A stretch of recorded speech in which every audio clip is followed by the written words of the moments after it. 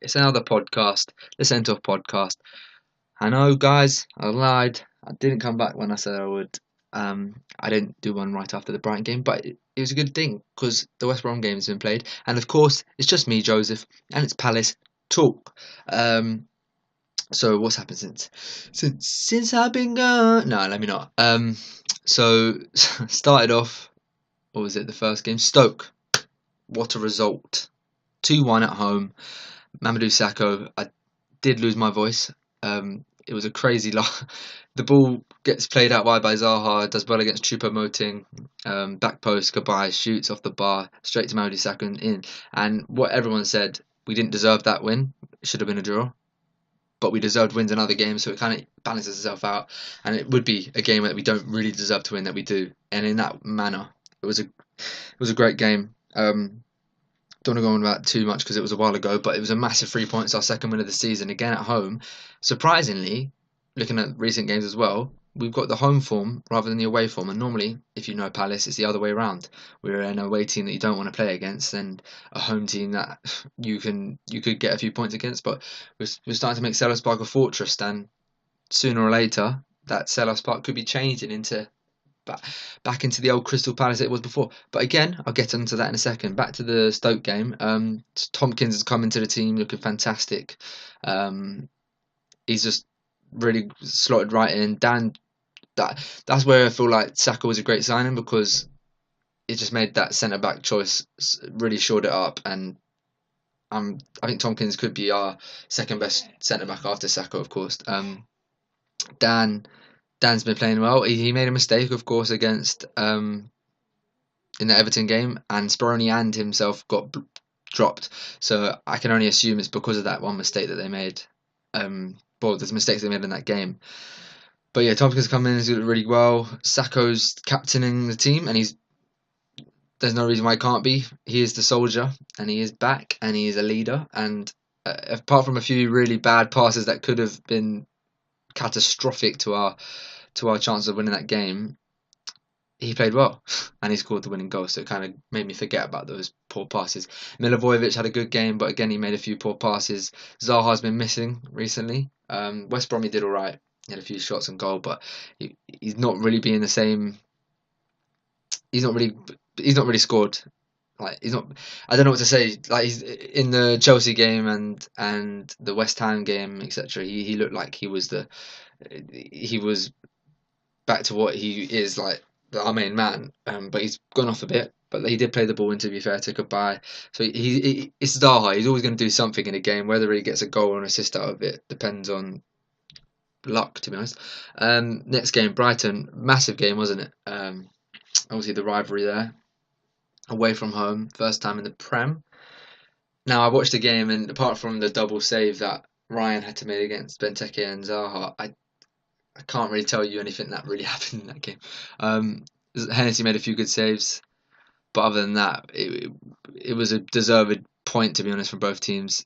The main talking point came from the fans being outside, not being allowed to be let in, and some fans even forcing themselves in. Now that was said to be the HF, and I'm a supporter of them, but some people aren't, because I don't know. A lot of people that aren't Palace fans say that why they're trying to bring in the European fan style into the Prem, into the English football, they're ruining the fan. Like, but a normal English fan, like, what is that? An Arsenal fan? We've already spoken about this in another podcast, me and Noah. But they bring atmosphere. Like, why is that frowned upon?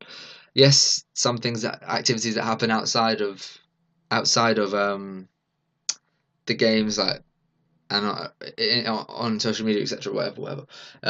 You see quite a lot of negative stories on them, and yes, in a dozen eggs, you're going to get one bad one. You know what I mean? Like, there's a big group of them, and you're going to get some bad people there. It's just like in any team, and probably there's, like, in any 11 aside, a 5-a-side team, you're going to have one bad. You know what I mean? Like, you can't expect everyone to be making daisy chains and all be happy. There's going to be some bad people. I don't know what I'm going on, but you get what I'm saying.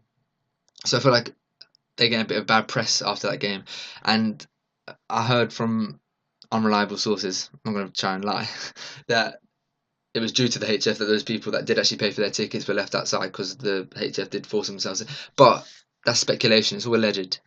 I'm a fan of the HF.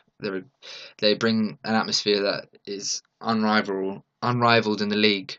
They've got the best atmosphere. Full stop. Done. But yeah, 0-0 Brighton. Zaha didn't go missing, but he wasn't as pivotal. Loftus-Cheek had a few run-ins on goal, played the ball into Zaha, of course, and he shot wide on his left foot. But then I still believe that we've got to look at that game in a positive way, and we kept a clean sheet.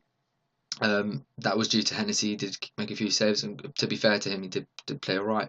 And Tompkins again turned up, and Ward's been playing out of his skin recently, so good on him. And Schlupp's made his position quite firm in that left back. He's made a few mistakes against Stoke, I won't lie. But yeah, I can't. Other than he needs a bit more confidence, I can't see anything really bad in him. He just needs to take on the player. He's got the pace over anyone. He'll whip in a ball, and he can do that. Similar to, he needs a bit more of a Suarez-esque attitude to attacking, but his jumping and his defending and his heading is really good. And Van Aanholt, I think, on the bench, that's a fantastic option. Even Schlupp on the bench is a fantastic option. The fact that we've got this squad depth now, because there's no injuries at the moment in the club apart from Connor Wickham, I think. I might be very wrong in saying that. Obviously, there was a few injuries in the West Brom game, but this is what I'm talking about from this point. Van Aanholt on the bench can easily come into that team and make it arguably stronger. But yeah, obviously then we go on to so that's another point. So that's again 3 games into our must not lose games, and we've kept clean sheet away from home. Again, not scoring. Another broken record was done on Saturday. The longest the team's gone in since 1950 something. Man City had the record before. The longest the team's gone without scoring an away goal, and it's been 10 away games, I think. I might be very wrong in saying 10. I think it's 10. Anyway, it's a big number. So we're in a situation now where we can't. Normally it was we were letting in too many goals and not score, and we were scoring fine. Back in a couple of seasons ago, but now it's we can't score to save our lives away from home. Anyway, so now we go on to the West Brom game.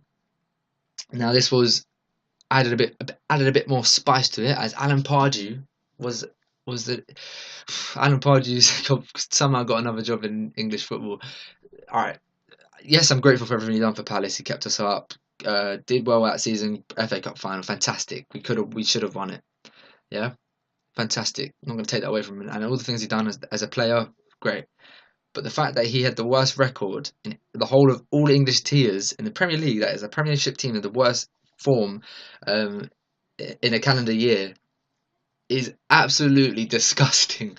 And how he got another job is no way are West Brom thinking straight. They got rid of Tony Pulis. It was a guaranteed.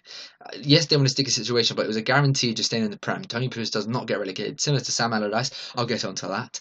But you brought in Alan Pardew, and to be fair, he will have that instant manager impact. He didn't have it against Palace, but I feel like we played out our skin defensively in that game.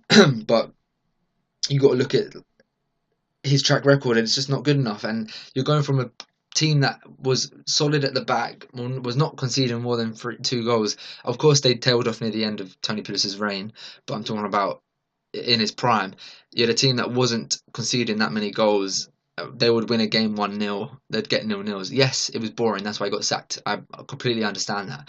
But if you're going to go from Tony Pulis to Alan Pardew, you're basically you're jumping off a cliff. Like, anything can happen. You could either your parachute, is it there? Is it in the bag or is it not? You don't know. They could free fall. Alan Pardew, yes, he's a motivational speaker. He'll get the players pumped. But when it comes to the nitty-gritty games where he needs to draw out points, I don't know if he's got it in him to especially a West Brom side where they are set up to be so defensive. Maybe Tony Pulis' tactics will remain strong, but when Alan Pardew came in with us, those Tony Pulis tactics did fade away. And we did end up conceding many goals and end up in that awful run of form. But anyway, West Brom 0-0. And one thing about this game I was happy with was Benteke had a few shots on goal. Like, he's finally getting onto the end of those corners. And we need to become a bit more of a danger with corners because we've got so much height in the team. So I'm feeling confident in that fact. And I really want Benteke to get on the score sheet because once he does, I feel like he'll get in a bit of a run. And what better way to do it than this Saturday against Bournemouth? but West Brom, I don't know what else to say. I didn't watch the game. And it was a bit of a but when I watched Match of the Day, it did seem more of their side, them being the main threat in attack. Um, who was it? It was Jay Rodriguez, I think, and Speroni, of course, came in because Wayne Hennessy was injured in the warm up. Speroni came in and quick off his line and prevented him from scoring. He did well, and again, I think Sacco Kelly came into this game. This is when I'm a bit worried. I bad from me, but I know that Dan had an illness. I'm not sure why Kabay and Tompkins were out. I know they were injured, but I don't know what it was for. If it's long term, I don't think it would be. But they were unavailable for the game, and Kelly's come in, and that shows our squad depth because Kelly was a starter at left back last year, beginning of last year. So to the fact that he's our fourth choice centre back, sorry, and we have an actual fourth choice centre back. We've got five with Delaney and Riderwood. He could go there. We're sorted in that position, but I'm not. I'm behind. Kelly's an awful centre back. He's a good centre back. He's an awful player. Like, I hate Kelly because of that Swansea game. Just how awful he was. He made two mistakes, but then he does do his job. He's a championship centre back, and we touch wood, we won't be needing a championship centre back next year. But yeah, so the point there did in fact get us off of the bottom of the league, which is psychologically a massive thing. I'm looking forward to how we'll play against Bournemouth and Watford in the next two games, Tuesday night and Saturday night, both at home. So I'm really looking forward to that, and I'm really looking forward to how we're going to turn up, because if the psychological factor is there, looking at your position in the league, 18th now, level on points with 19th, and 1 point ahead of 20th, but you're only 3 points off a safety. Yes, goal difference counts as like another point against us, but you've got to look at that West Brom position and teams above it. It's only literally. I think people basically get a lot of abuse at school saying that it's going to be Palace relegate. But I think people only see that, oh, Palace are 20th. They don't look at the number of points. We're so close to, like, 2 wins and points, games go our way, we'll be out of the relegation and we'll be looking okay. It depends on the points, and it depends on other teams, but we just got to get the job done. We've got to make it in our own hands. We're 15 games in. We've got another 23. Literally, the season could turn upside down. Apart from Man City, they're definitely winning the league. But with our defence playing that they are, 2 clean sheets on the trot away from home, I'm feeling confident. With our midfield, I think Kabay's been playing really well at the moment. I want him to get a goal soon, because when he does get that goal, he's very influential when he's in a good run of form. Loftus-Cheek's been fantastic. Same again, he's just been big, strong, running forward. Got his first goal for the club against Stoke, of course. Milivojevic been fantastic. Just a similar Milo Jednak player, of course. He's been doing all the dirty work and again pinging the balls well. And he's got the penalty. He scored the penalty against Stoke. Wait, that's a lie. He scored a penalty against West Ham. I take that back. Sorry. And he's got that clinical. He's got 100% record with Palace at the moment, so that's fantastic as well. Townsend's been not off form, because he's been doing all this stuff that he always does, but stats wise he's not there this year. Fair enough. Stats only tell half the story, to be honest. That's a lie. Goals and assists only tell half the story. He's got the stats of his running and everything. He's a brilliant player in that aspect. So if you don't watch the game, you don't know what sort of player he's like, and you probably think he's a bit rubbish because you're thinking he should get assists and goals, which he should, but he does every bit of the other work which is needed. I spoke about Zara and Benteke, but in this next game, it's a must-win. Bournemouth have just come off a 1-1 draw with Southampton, and I feel like we have to take everything into account. 4 games, no losses. Compared to the first 7 games, this is a massive improvement.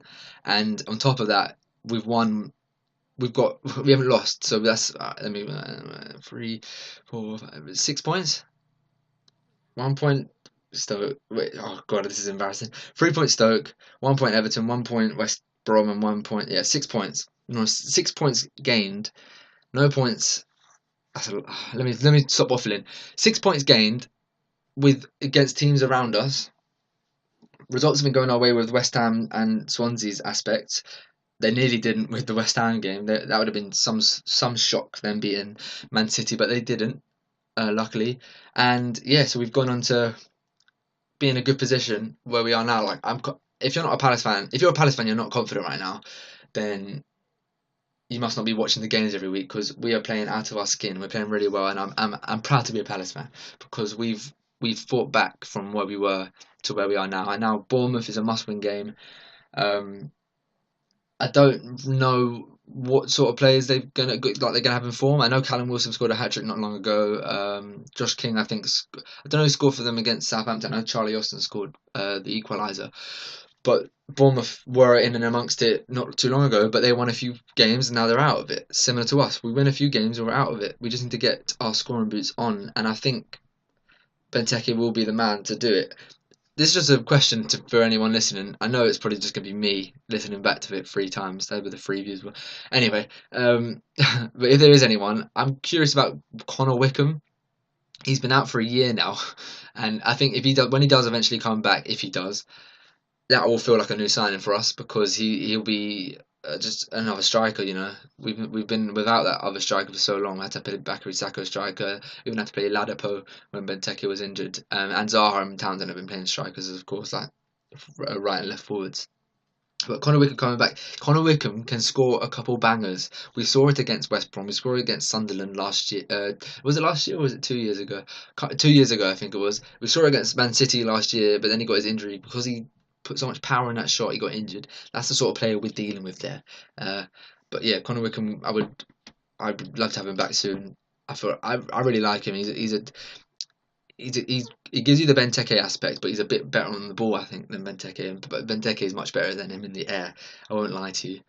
Um, yeah, so I don't know when he's back, but when he does come back, it will feel like a new signing. January transfer window, money wise, we're gonna have none of it because apparently we're gonna be making developments onto the stadium, changing from 8,000 new seats. We're gonna be a 34,000 seater. If this all goes through, Croydon Council have to accept the planning permissions and Sainsbury's and all that. So I don't. Sainsbury's must have accepted it for them to release like a plan, unless they've just thought let's put pressure on Sainsbury's by releasing this plan. They'll make it back to a Crystal Palace, like it's gonna be all glass, a big. The crest is going to be in the middle.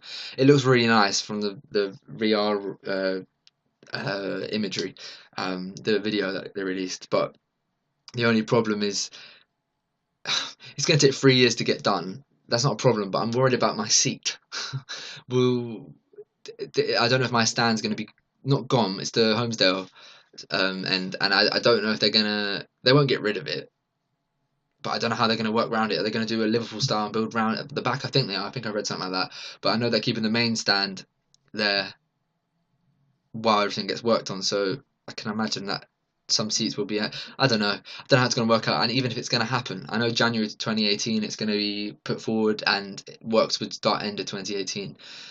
And that would be when I'm at uni. So I don't even know if I'll be able to get to the games every week. But yeah, that's a shame. But hopefully, if everything works out, I'll be going to the games next year. But you don't care. So overall, Palace are looking good. January transfer window, yeah, I don't think we'll have a lot of money, but if we can do anything, I say we sign an attacking player, a winger, to release some pressure on Townsend and Zaha. We've been asking for that for a while, to be honest. I think we were linked to Tosun. No, I doubt this will happen now, but he's been fantastic for Besiktas. They've been really good in the Champions League. Would he want to leave the Champions League for a relegation battle? I don't know. To be fair, Milivojevic done it, and I know Olympiacos are like sometimes in the Champions League, sometimes in Europa League. So he left Europe to be in a championship. In a relegation battle. But that was maybe because Sam Allardyce. Oh, Sam Allardyce. Let me finish January transfer windows first. So yeah, January transfer windows. Yeah, so an attacking player. I don't think we need another midfielder. We're really solid there. Milivojevic, MacArthur, Loftus-Cheek could buy, and they can alternate very well. And on top of that, Riederwald, and he played fantastic in the Carabao Cup, which we unfortunately got knocked out in the next round. But against Huddersfield, he played really well, and I'm surprised he's not been given a chance because he was one of our signings. He's young, so hopefully he doesn't want to leave and get a bit frustrated on the bench, but he can't break into the first team. No way. When them three are playing so well, Loftus-Cheek, Kabay, and Milivojevic, and MacArthur played well when he came on, when he plays. So yeah, we're solid in that position. So and centre backs we're fine. Right back maybe if you want to be picky, but I think Kelly could come on and do a job. And we've still got Fosu Mensah. What am I on about? Fosu Mensah's. If Ward wasn't playing out of skin, Fosu Mensah gets into that team easy. Yeah, left back Schlupp, Van Aert, we're fine. Goalkeeper is a necessity. That's how you say. Hennessy gets injured. Speroni comes in. All right, I'll take that. Speroni's been playing really well at the moment. He made one mistake. Ooh, oh god, he made one mistake. Fair enough to him. Like keeper makes a mistake, it's going to end up in a goal.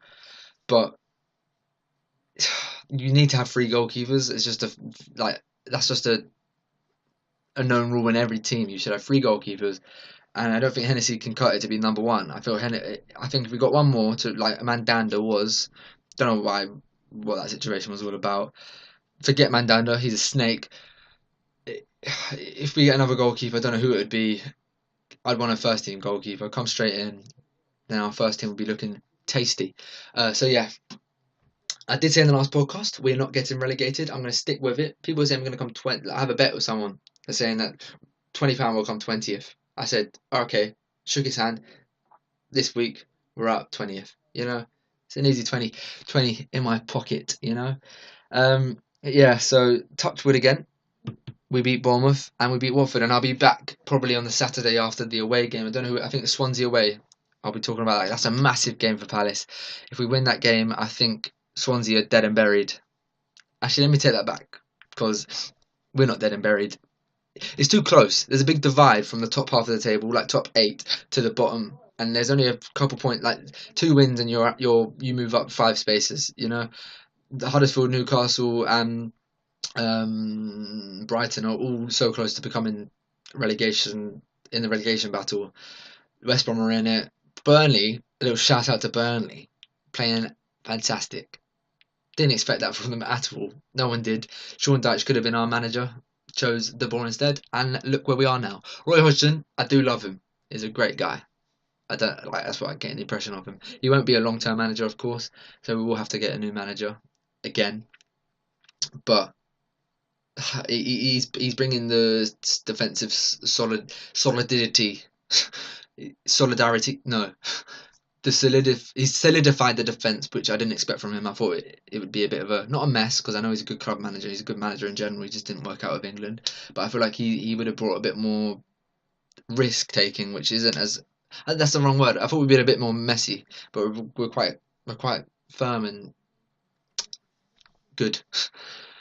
So yeah, hopefully when I talk to you next, we'll be in a better position out of the relegation zone. That psychological factor will play a part, hopefully, against Bournemouth and Watford. Watford are playing really well. And can I just say, De Gea, best goalkeeper in the world. Oh my god, that double save. He brought his big toe came out of nowhere, dying off of Sanchez. We're talking about off. Pogba got red carded out of the Man City derby. That's what I'll talk about next week as well. New podcast coming out hopefully soon. Noah will be back. I know one of you will care. One of my many fans. Yeah. No, we'll be back. We'll talk about the World Cup draw. I know it's been happening a while ago, but again, finding the time. We're busy people. Yeah. So thanks for listening to the SentOff podcast. Come on, you Eagles.